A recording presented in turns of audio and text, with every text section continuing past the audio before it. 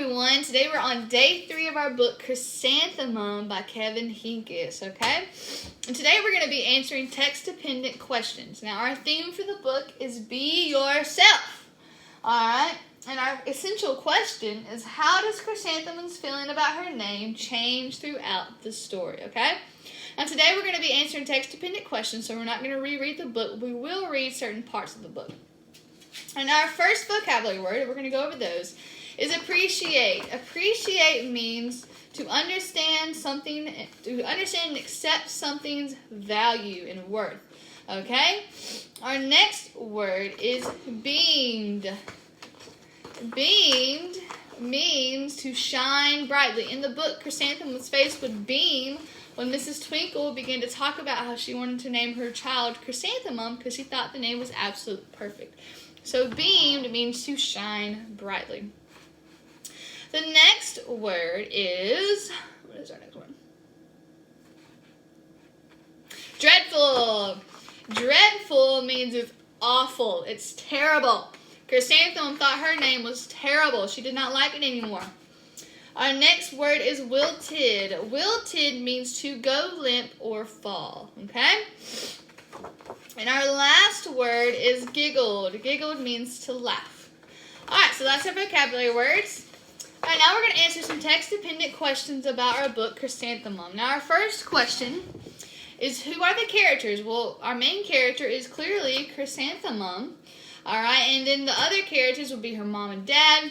You also have Joe, Rita, and I think her name's Victoria. Okay, those are the girls who make fun of Chrysanthemum.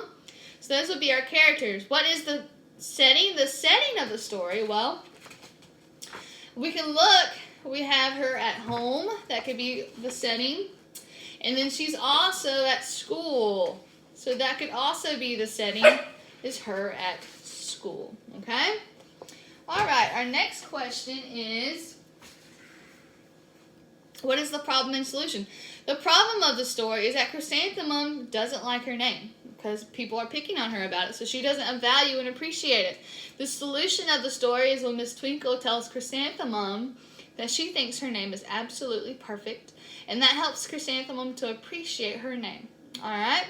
Our next question is, what did Chrysanthemum's mother and father think of her name? Well, in the story, they wanted to name her something that would fit her perfectly. That was her.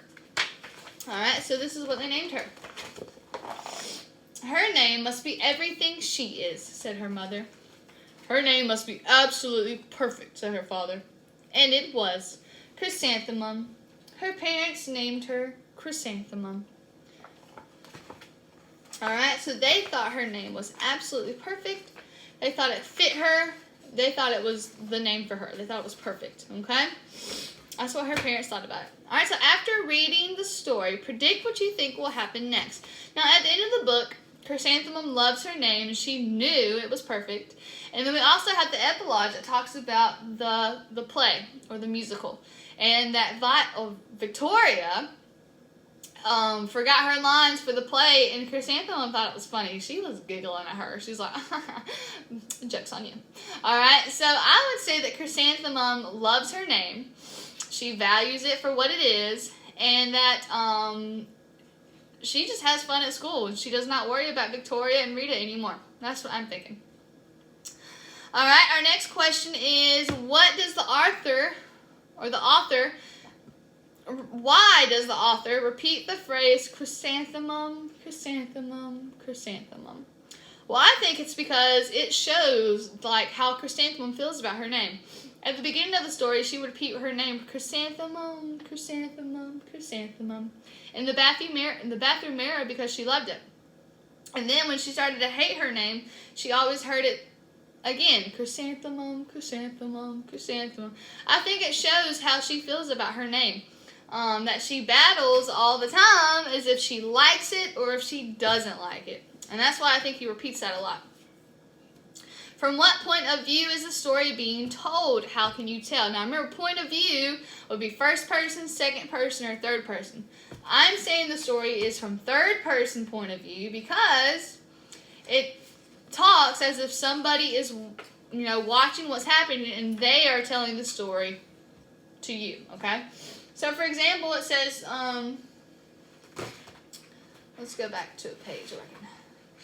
Alright, so that night Chrysanthemum dreamed that her name was Jane, and it was absolutely pleasant dream. So if it was first person, it would be Chrysanthemum telling the story, as in, I had a dream that I was named Jane, and it was absolutely perfect. But because it's third person and someone else, the author, is telling the story, it would be that night Chrysanthemum had a dream that her name was Jane. So he is telling you the story. So the author is telling the story, so it's in third person. Alright, from what? Well, we already read that. Ouch. Alright, that's it. That's all of our questions. So your activity for today is the Prove It activity. What in the world is that? Oh. It is the Prove It activity. I gotta find it. There we go. Alright, so what you're gonna do, here's your paper, is what it looks like. You are going to draw a picture of Chrysanthemum, okay?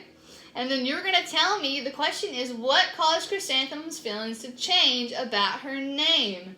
What evidence in this text supports this? So you're going to tell me what caused Chrysanthemum to like her name.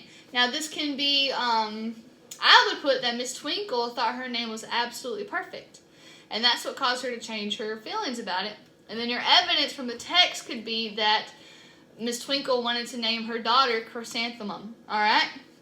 So that can be your answer right there. So you'll draw a picture, and then you'll write your sentence. Now make sure your sentence starts with a capital letter and ends with a punctuation mark, okay? Alright guys, that's it. I'll see you later. Bye.